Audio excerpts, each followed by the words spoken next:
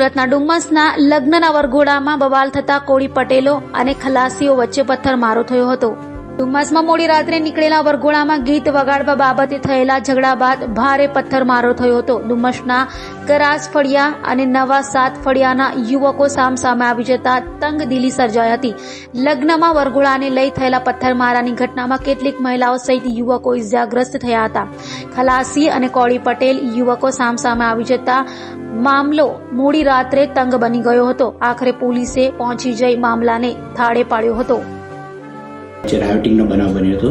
પોલીસે તેમાં તુરંત હાજર ત્યાં આગળ આવી કાર્યવાહી કરી ટોટલ 14 આરોપીઓને અટક કરેલા છે તથા બંને ટોળા વિરુદ્ધ 307, 143, આઈપીસીની 143, 147, 148, 427, 504, 506 જીપીએક 135 હેઠળ ગુનો દાખલ કર્યો છે.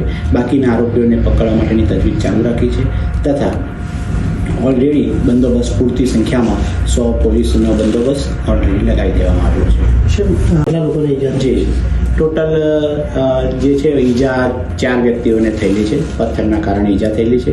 વાહનમાં 8 બાઇકને પડી જવાથી નુકસાન થયેલું છે.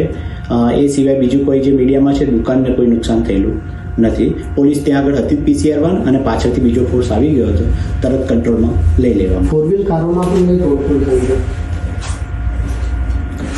અત્યારે તપાસ ચાલે છે. જે આવશે તમને ઇન્ફોર્મ કરતા. સાહેબ, આ સમુદાય